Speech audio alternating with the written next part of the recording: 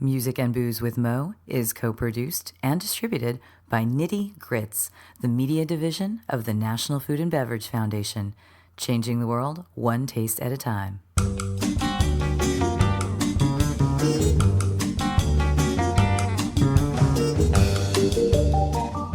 Welcome to Music and Booze with Mo. I'm Mo Herms, and I've worked in the music industry most of my life, so have met some pretty amazing musicians over the years. I also love a good cocktail, and I've encountered some really interesting bartenders as well. It seems that there's a lot of crossover, so when I can, I like to talk to musicians and bartenders about music and booze. Join us at the bar, won't you?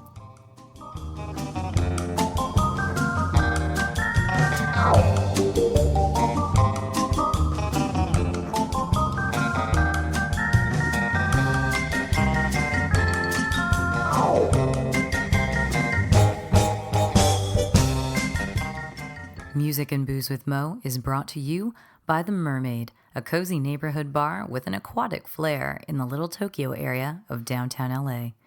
Open 7 days a week, featuring tropical cocktails and snacks, The Mermaid also has a daily happy hour from 5 to 8 p.m. Follow The Mermaid on Instagram at TheMermaidLA to hear about upcoming events and check them out at TheMermaidLA.com. Head to 428 East 2nd Street, Los Angeles, for a drink.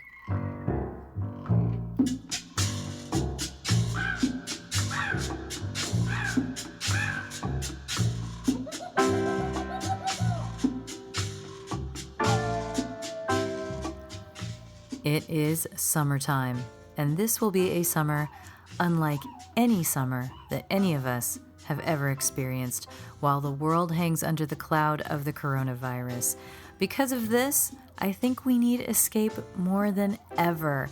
And the last couple of summers, my podcasts have been my tropical summers, where we focus on a tiki or tropical or adjacent type bar.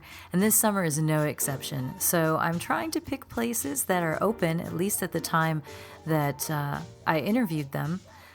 Open partially, open more, which means that we are using the phones and we are traveling around the globe just a bit to see who we can talk to, who is still sort of functioning or doing what they can do to still give us a little bit of escape in that tropical way that we love so much. So sit back, make yourself a Mai Tai, and let's enjoy our tropical summer.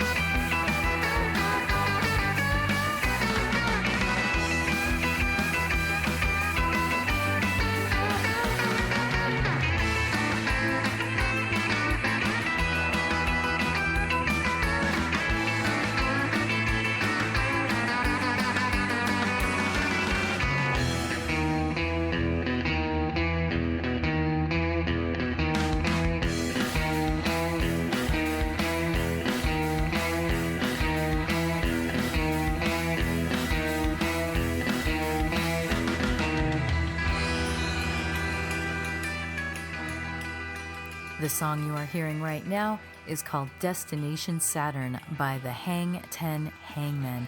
And the frontman of this band, well, it's an instrumental outfit, so I can't really say frontman. But one of the members of this band is a guy named Rod Moore. Rod Moore also happens to own 2 spots in Canada, the Shameful Tiki Room, in 2 different locations, and we're going to talk all about that. So sit down and relax, let's get into the surf stuff, and let's get into Canadian tiki.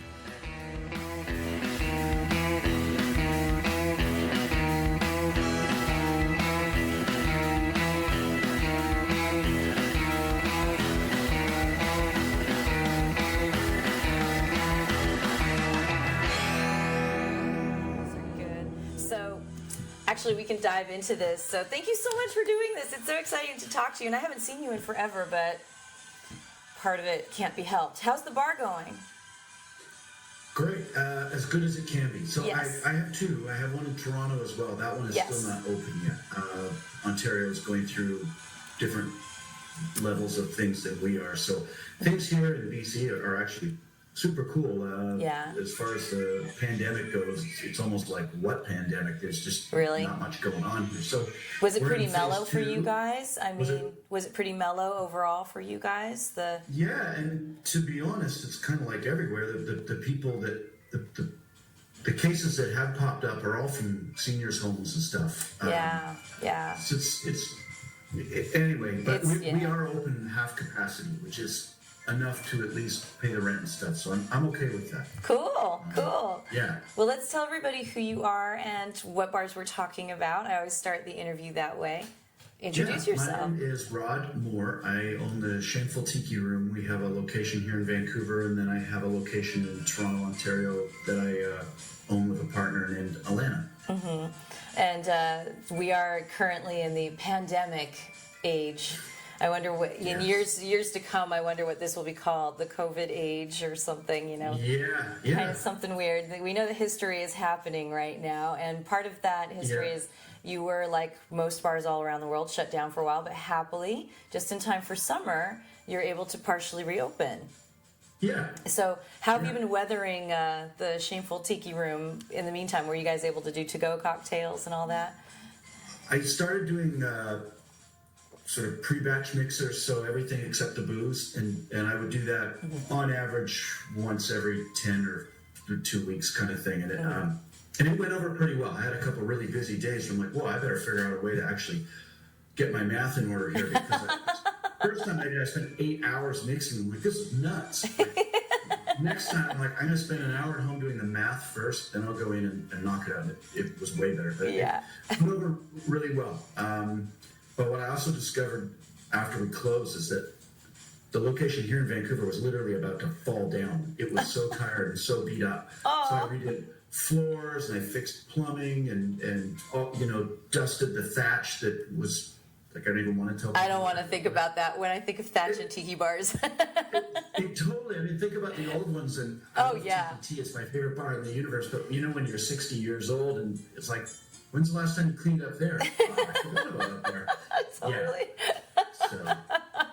Absolutely. I'm a neat freak. We were just talking about my need to not have clutter. That means I'm also a neat freak. So I think about that and I'm like, can they make small vacuums that could go up into thatching? Yeah. Now, when did you open the Shameful Tiki Room? I guess the first one. Which was first? Was Vancouver? Okay. And Toronto was 2015. Yeah. And when did you get into tiki? When did this happen for you? When did you know you were going to open a tiki bar? Well, 2006, I got my first mug. We were actually in Thor's little store that he had in Waikiki, if you remember that. Yeah. And I didn't know anything about this stuff. And I walked in, and there was all this crap in this store, and it was all tiki stuff. And I just remember standing there going, I don't know what any of this is, but it's so much fun. And I bought a mug, and I think Monica at the time, she's like, well, what is that? Like, I don't even know. It just looks like you could drink out of it. It's cool. By 2009, we had started going to Tiki Oasis. I was playing in a surf band. All this stuff just started happening. And I don't know, it was just very fascinating. I think the same as everybody, right? You just find it fascinating. It's like an onion. You're like, there's music, there's art, there's cocktails. Like, this is like a whole lifestyle. This is a whole thing, and it's so much fun. So yeah, I think in 2011 I started suggesting that I might get out of my previous line of work and open a tiki bar, and most people are like, just a dude talking about opening a bar, that's nothing new, right? Yeah. This is what men talk about in middle age. I'm going to open a bar. Except I did, and it totally worked out. It's been really great. That's amazing. And what was your previous line of work, just out of curiosity? Well, as you know, I live in Canada, so I play hockey, and I used to have a hockey store. Oh, wow. Okay, Yeah, that's what I did. So in a sense, you've always been a hospitality kind of person, customer service, always retail, and I've worked for myself for a long time now. I can't imagine what it would be like to have to take orders from somebody else. I don't think I could do it. Right. And so you mentioned that you were playing in a surf band as well. How long have you, obviously you've probably been a musician for a while, so you were playing in a surf band before you opened the tiki bar. So I feel like this is a chicken and egg situation. How long were you playing in a surf band, or were you in a rock and roll non-surf type before that? Yeah, we did different kinds of music before that, but it was a friend of mine, a guitar player, that got into surf music in the mid-90s. And that was at a time when people still bought CDs and stuff. And he would get signed to these sort of obscure labels and sell records and stuff. It's like, wow, good for you. And he was just so into surf instrumental music. And I didn't know much about it. I just thought, yeah, cool. He's like, hey, I need a drummer. So that's where I started, was drums.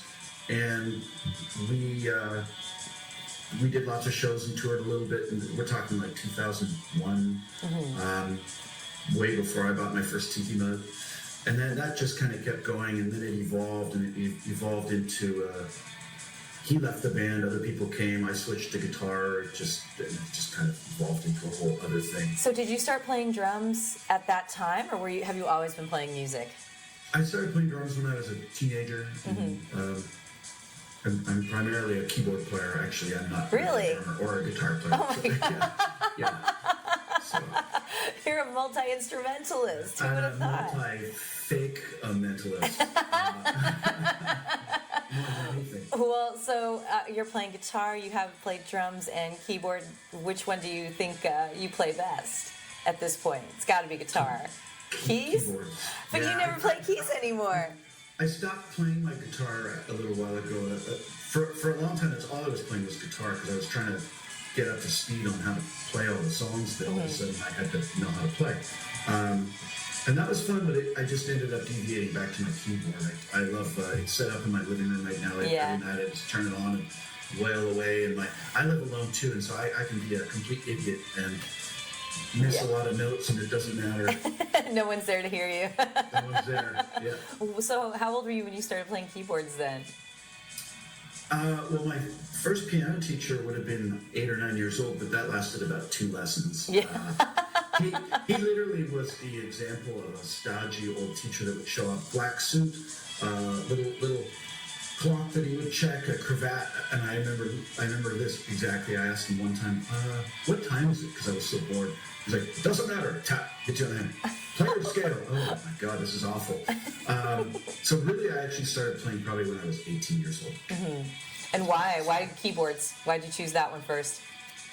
I don't know, because it's easy to write music on it. You can write with like 2 fingers chicken pecking away, whereas a guitar you actually kind of have to know chords and stuff, whereas a piano you can really just fake it to start. Yeah, and were there any, what bands were you wanting to play with at the time? Like, if you could have had your ideal band to play with when you were like 18 and playing keyboards, what kind of band would it have been? I'm completely not normal in this regard. So, I mean, I loved a lot of the atypical hard rock bands that teenage boys love. I loved AC/DC to death.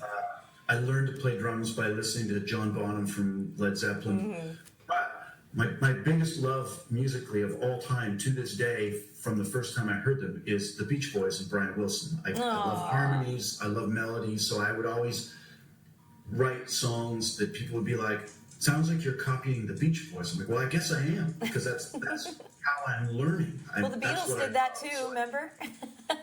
The Beatles famously wanted to create Beach Boys sounds. Yeah. So, learning from the best there. Right? Why not? Yeah. That's amazing. So when you transitioned at some point, you were playing stuff like that, and then you transitioned over into surf music, or you just wound up in a surf music band? It kind of wound up more than anything. Yeah. I wouldn't have discovered that. Well, your love of Beach Boys came in when real I did. handy then. Well, and it's so funny. There's so many things that are so closely connected. Like a lot of people think that surf music is Beach Boys, but of course, No, nerds it's like not. us realize that it's completely not. One is vocal based and one is instrumental. But at the time, if I said, "Oh, I just started playing in a surf music band," they're like, "Oh, like Janet Dean and the Beach Boys." I'm like, no, totally not. It's all instrumental. Up here, people just stare at you like, I have no idea what you're talking about. I'm like, I barely know what I'm talking about. It's a very Southern California specific kind of thing. But as I learn about it, I'm like, this is a really cool, tiny genre of music, kind of like Exotica. It's such a little window of stuff, and then just offshoots for the rest of time that are based off of it. But it is cool. It's not my favorite genre of music. I like to play it, but I get bored easily, period. So sometimes when you're playing music where for the average listener, they say every song sounds the same. I get it. Yeah, a little variance would be good. Let's throw in a few hot rod tunes. We'll throw in a bit of this. And that's kind of how we evolved into the band that we are today. So sometimes we're playing rockabilly stuff as well as surf. So surf purists are like, you're not a surf band anymore. Whatever. Well, what is the band that you're playing with today? We're called the Hang Ten Hangmen. That's right. You are part of the Hang Ten Hangmen. I wasn't sure because I know Brian too, and I couldn't remember if you guys were all in that band together. And you guys have releases out as well, right? It's like people could go onto Apple Music and buy your music if they wanted to. Totally. Yes. In fact, that'd be great. We put out a really cool record a year and a bit ago called This Is Boss. It's all original. It's a big production. We brought in some horn players and piano and stuff like that. And it's all instro. There's no vocals, but it's all original music. It's not a bunch of covers. It's your own stuff. Yeah, there's no covers on that record. Amazing. Now, does Hang Ten Hangmen you guys? I'm sure do covers as well. But are you founded in being an original surf music band? Is that the basis of now? We used to be. Okay. We used to be. So again, this is the cop-out side, but also the part of me where it's like, if we're going to play somewhere, I want to have fun and I want the audience to have fun. So we can kind of morph. If we play, like we've played in Palm Springs a couple times at Rory's events and stuff, and we'll add more instro stuff, or depending on who we're playing to. If we're playing up here, sometimes we do goofy versions of 80s songs just because the people are having fun, and the people up here they won't sit and listen to a surf band for 2 hours. They're like, this is boring, man. Like we want to dance, and we want to sing along. So we've ended up playing all kinds of cover songs and stuff, and then a few original surf tunes, and we'll do a few staples like Pipeline and Miserable, and it's kind of it. Yeah, for the Canada crowd. So I want to roll back to your Beach Boys thing. Do you have a favorite Beach Boys song, or does that always change? There's so many different facets to them, to me anyway. Yes. Okay, well, here's the thing. I'll be totally honest with you, because that's a new thing for me at my age. It's like, be honest. Don't lie so that people think you're cooler than you are. Just tell them. I have always said there are no guilty pleasures, because if you love it, then you shouldn't feel guilty about it. Right. So it's a two-pronged thing. The song that they put out that inspires me the most would be Good Vibrations, just because it was the first time somebody created a song out of modular pieces that for the band made no sense. They're like, why don't you just record the song? No, I'm going to spend 6 months in the studio. I'm going to work on the verse and then stop. Then I'm going to do this little in between, and then I'm going to add theremin and cello, and none of it makes sense. And then you put it together like, oh my God, it's a literal work of bubblegum pop music art. Yeah. And I love it. I want to make songs in a weird, non-traditional way too. But my favorite song is the original version of Help Me Rhonda, because for some reason there's something in it that when I listen to it, not the single that went to #1, but they released that song differently on the album before. Oh, cool. And there's something about it that, and this sounds really weird, there's something about it that's kind of sad. I don't know why. It's just got this melancholy. She was gonna be my wife and I was gonna be her man. But she let another guy come between.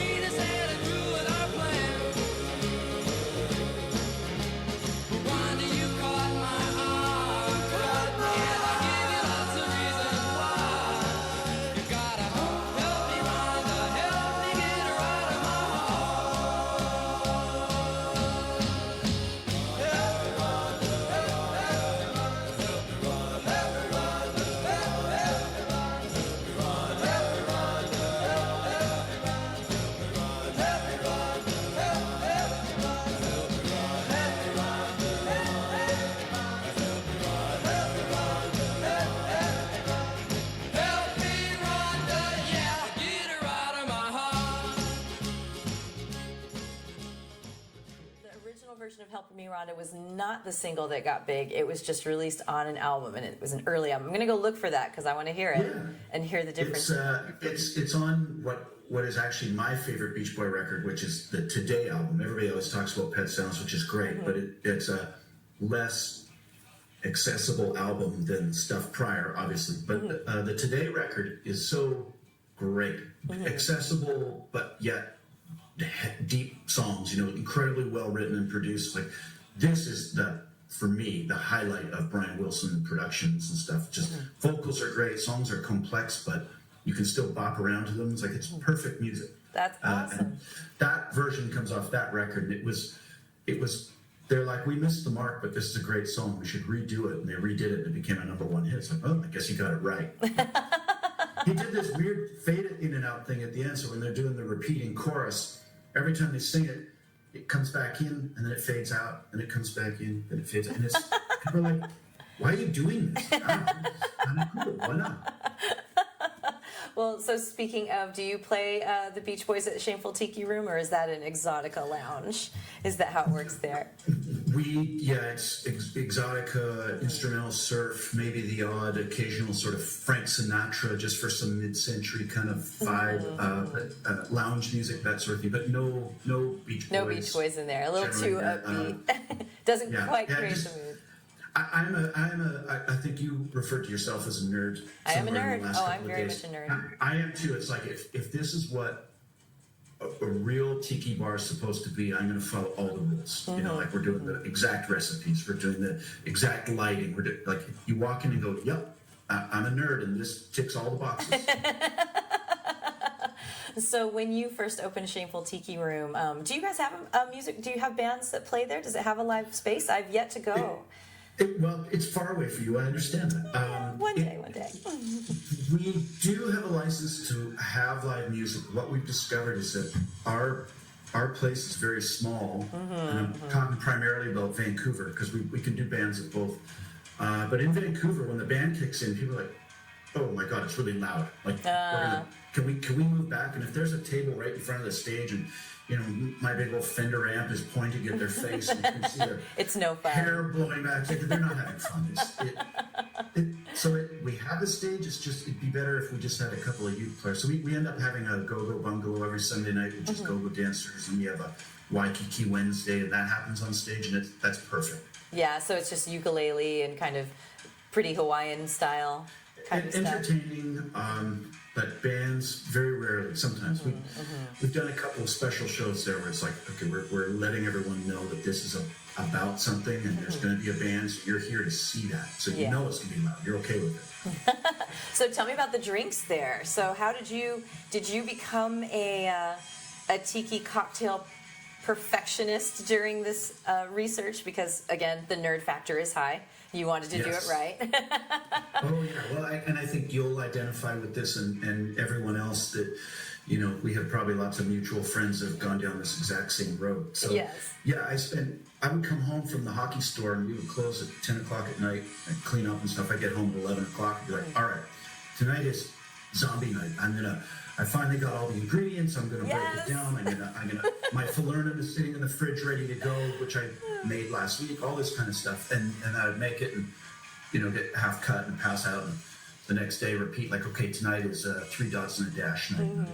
Rums were hard to find, but I would study Sippin' Safari and read that book because the stories are so great and the recipes. I read that thing 5,000 times back. Sippin' Safari has inspired many a bartender and a bar owner.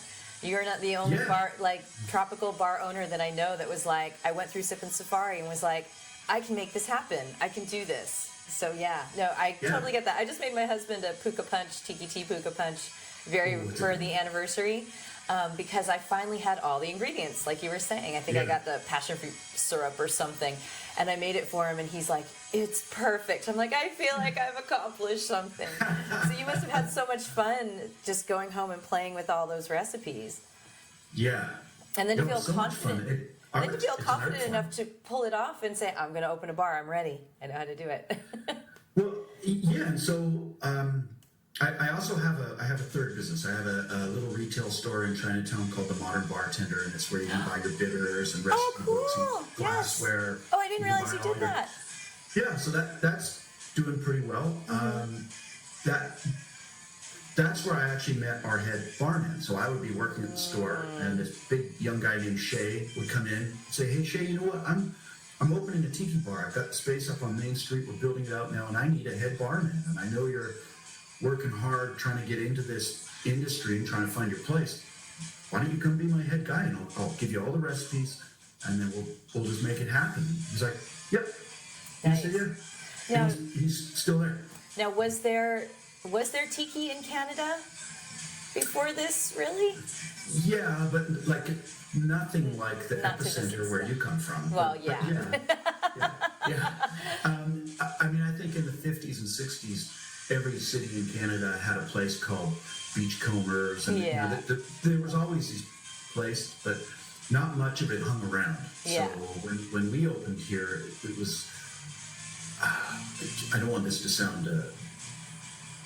I don't want it to come across wrong, but people here had not really seen something like that. Well, I was going to say, you probably had to educate today's Canadian drinker, you know, in regards Yes. to what tropical cocktails were, what a tiki bar is, all that kind of stuff. Because it was just a memory before. Totally. And a lot of people, it took us a year to get rolling here. Like it was pretty dead still, I have to say. I thought, oh, okay, I think I might have got this wrong. This may not pan out, but we're going to just stick with it. We're not turning this into a Mr. Mike Sports Bar, steak and beer house. We're staying the course here. And gradually, and some people would say, well, aren't you worried that people don't know what this is? Like, well, I already know that people don't know what this is. What I'm hoping is that they'll come here and it won't be relative to know the history and who Beach Bum Berry is or Don the Beach. You just come in and go, holy man, this place is fun. I don't care if it's got all this history. I don't care about that. I just want to have a good time. And that's what happened. People come in, they're like, oh yeah, I really, sometimes they think we invented all these drinks. Like, no, but whatever. It doesn't matter. So, What's interesting about that is, the original intention of the tiki scene back in the 30s was to the escape. In the 30s and the 40s, it was the escape. It was that you're going to another place. You walk in and you're elsewhere. And a bar tends to be your home away from home anyway, right? So why not make it your vacation away from home? And that's sort of the origins of the whole tiki bar thing. And so in a sense, I guess you were kind of lucky because you guys kind of started from scratch in a way. People got to walk in and have that unique experience of, whoa, I'm in another place. And they know when they want to go to another place, they could just step into your bar. Yeah, you nailed it. It's actually been a lot of fun to see it evolve into that way where you can see people's commentary on the Facebook page or Yelp or whatever, where they're like, this place is a real escape, and blah, blah. And they're using all the words. I'm like, this is exactly what I wanted you to figure out. So it is what it's supposed to be. It's great. So how did you build it out? Because I've seen pictures and you've got like the traditional tiki look. Did you build it all yourself as well? Or? Well, I am a builder. But, like in every case, whatever we've done, I've always had people that are really great that are helping. That could be Monica. Brian helped me in Toronto. It was actually Brian and I that went to Toronto and built the whole place. Wow. So for 2.5 months, we were like stapled together. And it's like, this is how I know that I really like this guy because neither one of us have killed the other yet. In fact, we're still pals. So, and you play in a band together too. Yeah. So, that kind of makes me think of the relationships that happen within bands and within hospitality. Yeah. And, it sounds like you very much have created family and community in many ways. Yeah, it is something that has kind of developed. Most of my circle of friends now are all kind of associated through the tiki bar because they were regulars that I got to know or whatever. Like, Brian would fall into that. Some other pals I've got, bandmates and stuff. We all dig this stuff, and we either all play music or we all hang out at the tiki room or both. And so, like minds, I guess. Right? Yeah, right. So, what kind of? Are you involved in cocktail creation at your bar as well, or is it all up to you've left it in the hands of your bartenders to come up with fun? At the beginning, I did some, and Shay did some, and some were popular, and some weren't. The usual things. So currently, I think I have 2 of my own recipes that have been on our menu since day one because they've been popular, and Shay has a couple.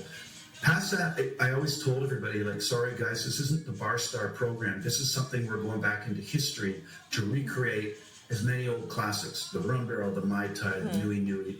I wanted to do all of them. Like, we have a huge menu. And it's not about us trying to showcase how crafty we are. It's not about that. It's about bringing back these old things that have sustained through time, and they're amazing. They're so great. And to come up with the zombie recipes, like, what a mad scientist. Like, I could never emulate that. Right? So, mad scientist is such a great way to put it. There's I'm not sure if you've met Brian Miller, who was running the Polynesian out in New York. He's not there anymore, but he's a respected tiki drink creator, and Jeff Berry's kind of put him in the modern classic kind of category. And he's new and creating new things. But his comment, because he was raised in Pegu Club, and when the craft cocktail movement started, that's where he came from. And he would joke when people would tease him about coming up with new drinks. He's like, you master a 17 ingredient drink.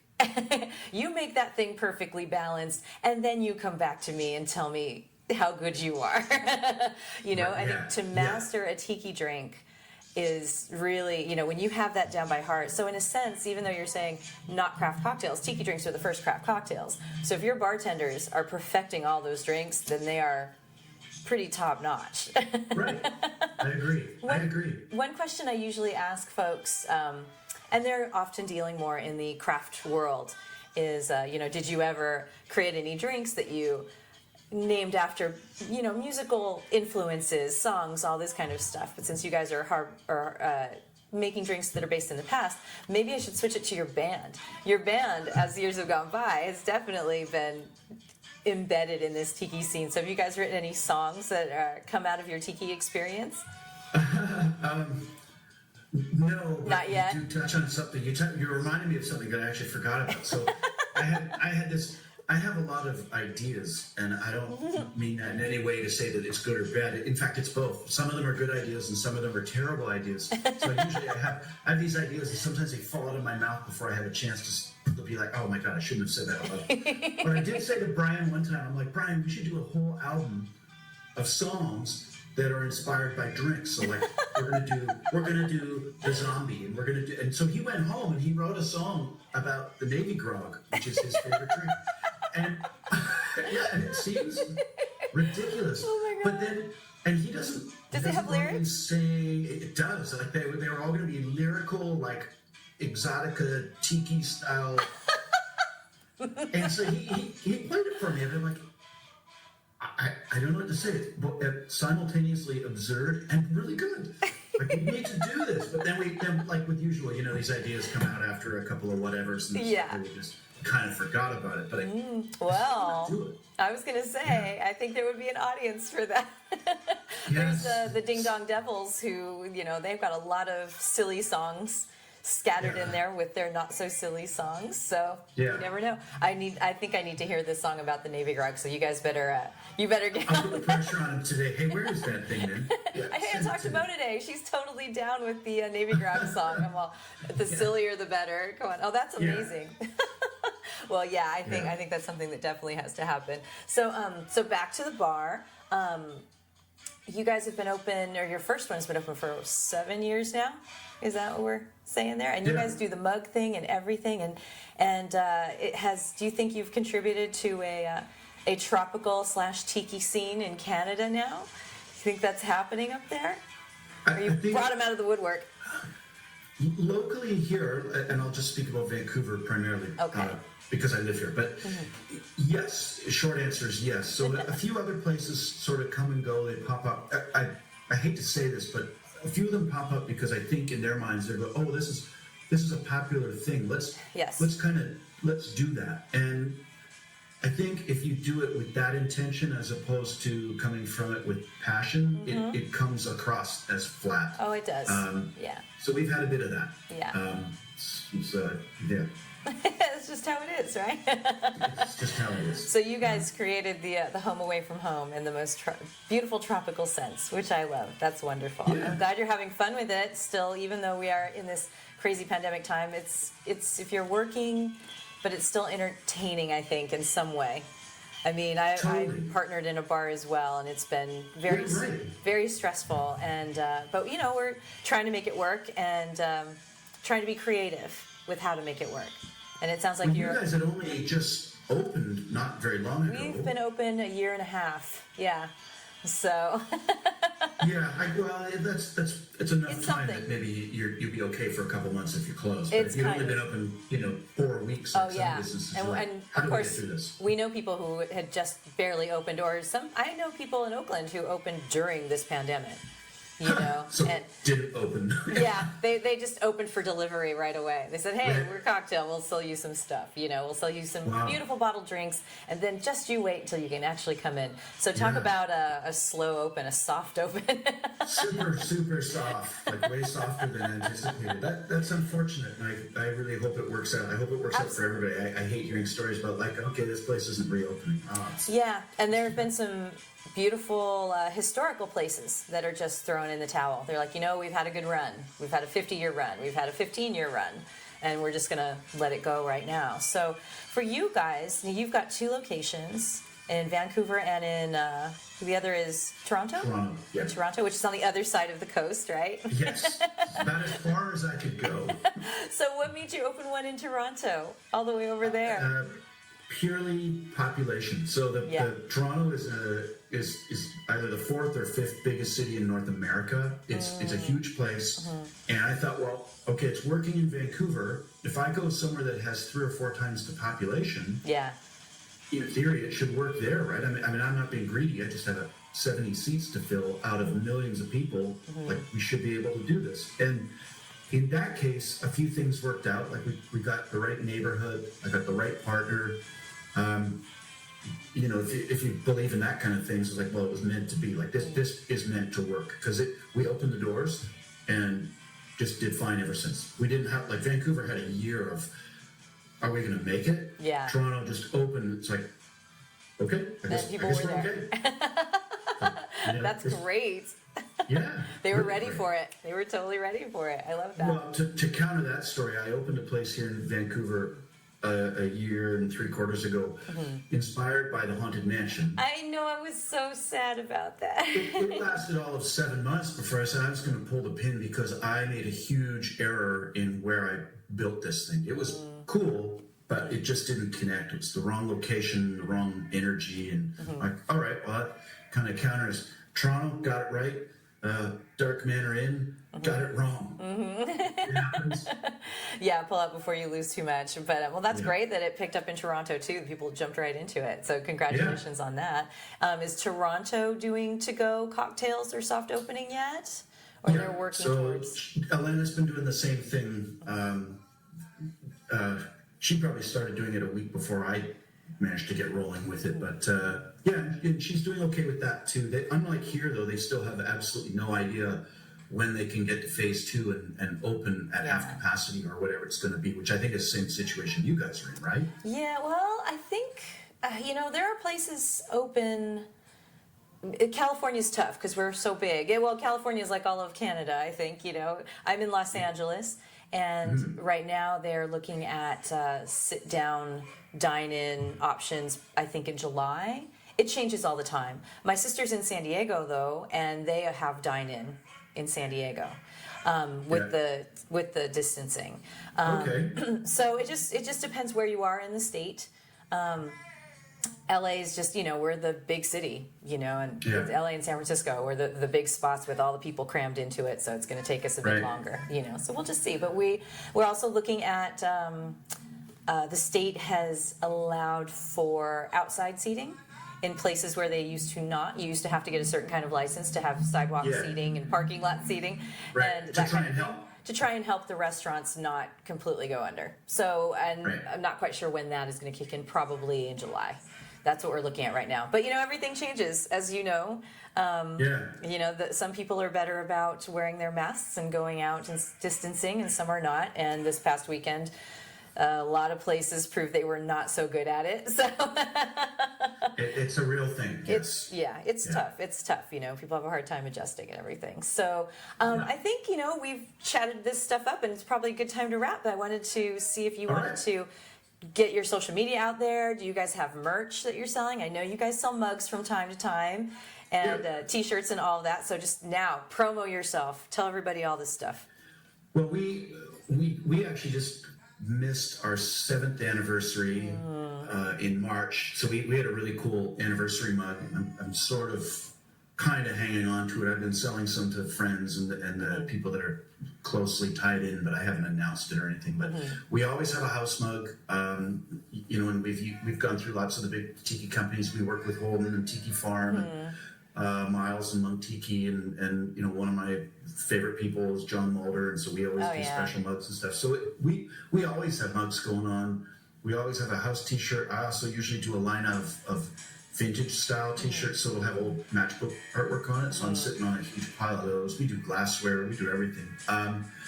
If people wanted to buy stuff to have it shipped or whatever, I tell them to contact the Modern Bartender, which is my retail store, so we can ship it from there. Okay. So it's just the Modern Bartender. Yeah, Modern Bartender. You can find the website. You can find the Facebook. Same thing with Shameful Tiki. We're all over social media. we're up in the modern times. Yes. So you have to make sure with the Modern Bartender though that people find it. Like it's in Canada. You have to make sure that they find the Canada site in case there's some other modern bartenders out which there. there might be. The only thing that surprises people. So I have lots of friends in your area. Yes. One of my friends that lives in the valley, he says, "Hey, ship me your new mug. How much is it?" And it was like an anniversary one or something. It was $80. It's like, okay, fine. And I say, and shipping it is going to be like $50. Yeah. Because it's got to cross a border, and sometimes you get hammered with it. It's just a real drag. Like I could ship 20 of them in Canada for $50, no problem. But as soon as it crosses the border, either way, he's like, I don't want it anymore. It's not me. I'm not being a bad person. It's just our border, man. That's just what it is. Right. Yeah. And the United States, they like their borders these days. Yeah. I guess it goes always, but it's. So that's the only thing. If people want to order something to have shipped to California or whatever, well, just be ready to shipping sometimes. Be prepared for that. But then something that they don't have to pay an import tax on would be your band. So you can find your band all over too. I don't even know if I should say this out loud. The few times we've played in the States, we don't announce it because we're technically not allowed to. Yes. Bands, as you know, we can't cross borders to play unless we have a work visa and we fill out a bunch of paperwork. It's like, well, we're not really that big of a deal, so we don't do that.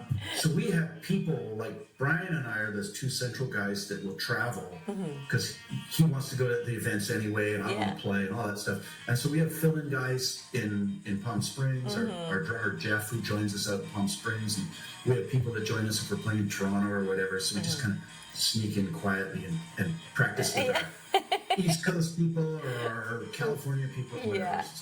But they can find your music on Apple Music if they want to buy it. Are you on any other sites? iTunes. We're on every all the platforms. Format. And that last record went out through Dionysus Records. With Joseph, so that's find his website. Yeah, that's an American website for anybody in the States who might want to buy it. Dionysus, and it's the Hang Ten Hangmen. Yeah. And are Hang Ten Hangmen on the social media as well? Yeah, we have a Facebook page, which I manage poorly. So, updates happen when there's something to announce. If there's nothing to announce, there might be a gap, Okay, well then one last question before we sign off, and that would be, what is your favorite tiki drink? For the longest time, it was the Navy Grog. Yeah. I like that little touch of allspice, but it's kind of become the zombie. Really? You're just hardcore, huh? Only one and done. And I start thinking, oh, maybe I'll have a zombie today. It's terrible. That is terrible, because if you do that, then you're done for the day. I definitely hold off until it's like, okay, am I done trying to be functional? So then I'll have one. I'll wait till after dinner. Perfect. Well then, thank you so much for doing this, Rod. I really appreciate it. We'll just tell everybody, listen to some surf music, listen to the Hang Ten Hangmen while you're having a zombie, and maybe when you're done with the record, you'll be done with the zombie and ready for bed anyway.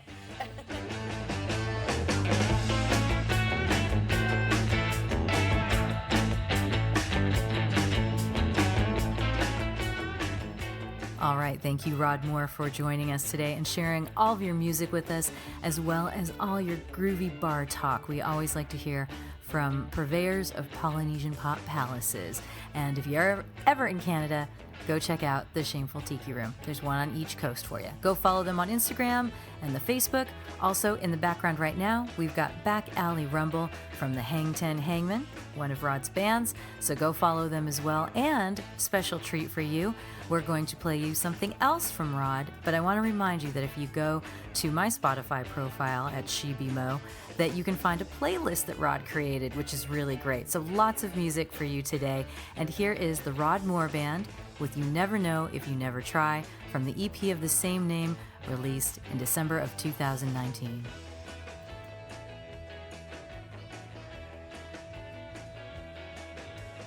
I always knew you'd have what it takes. Tall, strong, and free. You were always meant to be.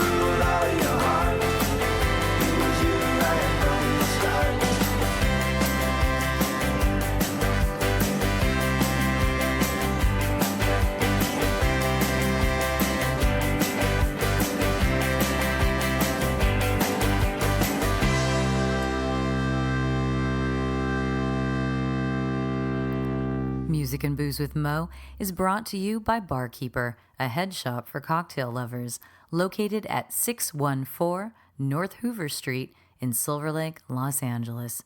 Stop by for barware, vintage glassware, a carefully curated collection of spirits, and one of the most impressive selections of bitters anywhere. Follow them on Instagram and Facebook for information regarding spirits tastings. That's barkeepersilverlake.com, and also in the Virgil Village neighborhood of Silver Lake, Los Angeles. Thank you for tuning in to our barroom chats on Music and Booze with Mo. For more info about today's guest, or if you want to connect with me, check out my Facebook page, Mo Herms. Please subscribe to the podcast and feel free to tell all your friends about it. While you're there, give the show a rating and a review. It really helps to get the word out. If you want to hear the playlists our guests have curated, search SheBeMo on Spotify, SheBeMo. Find pictures of the interviewees and the cool stuff they create on the Music and Booze with Mo Instagram account. Lower your expectations and join us at the bar. Till next time, cheers.